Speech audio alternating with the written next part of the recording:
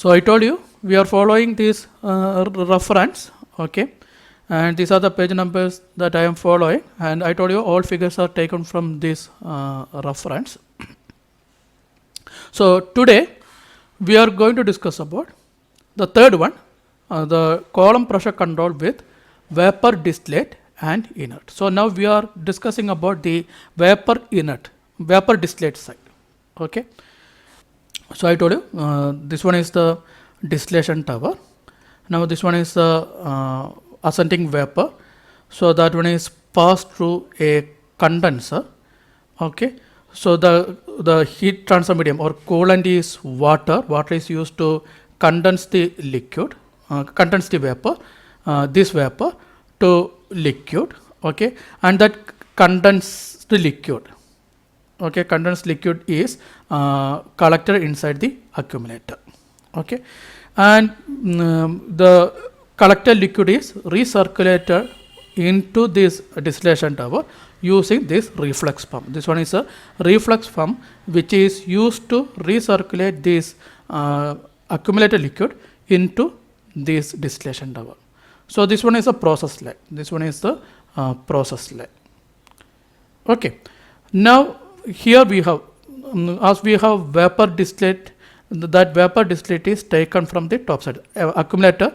Bottom portion we have liquid, the condensed liquid, and top portion we have the vapor, that one is not condensed. So that one is available here. So that one is taken as the distillate, that is vapor distillate. Okay, so this one is about process line. So now control. So we are trying to control the column pressure constant. So before discussing about the column pressure, first I told you this column pressure is depending upon number of factors. It is depending upon this temperature inside this one. So we have preheater that is used to maintain the temperature. So now pressure is independent to temperature due to that controller.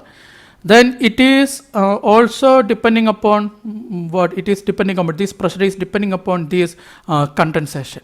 If more vapor is condensed, definitely pressure will decrease. If less vapor is condensed, then definitely pressure will increase.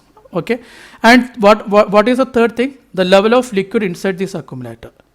So if level is decreased, definitely the volume will increase. The accumulator, the remaining portion, the volume of remaining portion will increase. So automatically vapor pressure will decrease. So the level of liquid inside this accumulator, that is also very important. Okay. So before discussing about pressure controller, first we have to discuss about the level controller, which is used to maintain this liquid level constant. So what is advantage? Then this pressure will be independent to level. If you are maintaining level constant, means there is no need to consider level. Okay. So this level is measured here. The level. So this one is a side tube. Two side tubes are taken, and from that level is measured. Okay, so this is level measurement, and by using that level measurement, LRC is manipulating the heat transfer medium, flow rate. This is heat transfer medium, that is cooling liquid. So its flow rate is manipulated by using LRC with respect to the level of liquid inside the accumulator. Is it okay? So means what? If level of liquid inside the accumulator is small, then we need more condensation. So after increasing the flow rate of heat transfer medium, the condensation rate will increase. So more vapor is condensed to liquid. So liquid level will increase. What about if level is more? If level is more, by decreasing the flow rate of heat transfer medium, that is cooling liquid, condensation rate is decreased. So less vapor is condensed to liquid. Means this input flow rate will decrease. So liquid level will decrease because this flow rate, this output flow rate, this reflux flow rate is maintained constant by using reflux controller. We have a reflux controller. I told you that one is an assignment for you. So by using that reflux controller, this flow rate is maintained constant. Is it okay? So that one is the operation of this level. So now you can see that this pressure, the pressure controller. So now how we are doing pressure control. So please note, if level is constant, then definitely this pressure is depending upon the number of vapor available inside this particular thing.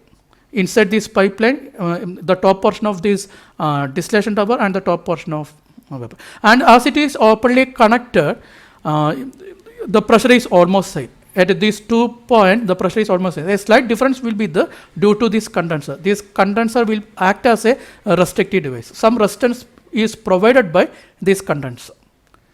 Is it okay? So some difference is there, but the variation of pressure inside this one and variation of pressure inside the accumulator is similar. The same rate of variation is there inside this distillation tower and accumulator. Okay. So now what we have to do? So if pressure is more, what is in the equation? Vapor is available inside this this portion to this portion is more. That is why the pressure is more. So what is the distillate here? Here the distillate is vapor distillate. Am I correct? So if we have more vapor, means we can remove that much extra vapor as distillate, because we want vapor distillate. So more vapor is available inside this section, means inside the distillation tower, means we can remove that much vapor as distillate through this line. So what we have to do? If pressure is more, we have to open this control valve. By opening this control valve, we can remove the extra vapor from this accumulator to output side as distillate.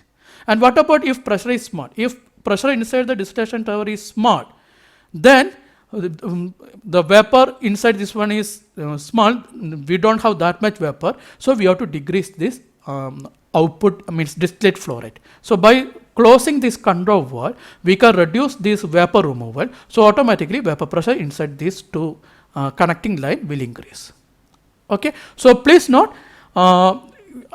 as we are controlling pressure, definitely we have to discuss about how we are controlling pressure, but before that, first we have to discuss about the level controller.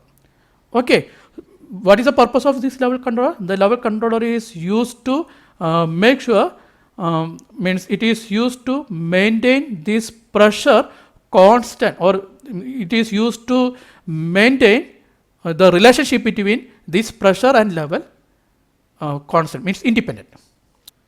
Okay, and what is the most important one? Even if we are controlling level by manipulating the this condensing liquid, this cooling water or heat transfer medium, we are actually controlling heat transfer medium to maintain the level constant. Means we are continuously controlling this valve. So this one is also a throttling valve. But one problem is that this one is a heat exchanger, so residence time is an important factor here. Residence time is very important. Okay, so please note, this residence time must be less than the something around 45 seconds that we discussed in the last class. The residence time of the heat transfer medium inside this heat exchanger must be less than 45 seconds. Okay, so if you are throttling this control valve, so we have to make sure that the residence time is less than 45 seconds. If it is not possible, then we have to maintain this heat transfer medium flow rate constant, and we have to maintain the level by using some another means. Is it okay? So please note, this instrumentation is possible if and only if the residence times of heat transfer medium is less than 45 seconds. Otherwise, what will happen? If the residence time is greater than 45 seconds, what will happen? Any idea?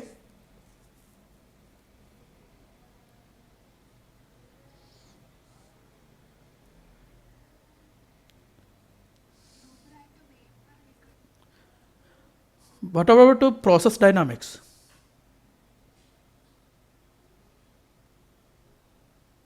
Process dynamics will change.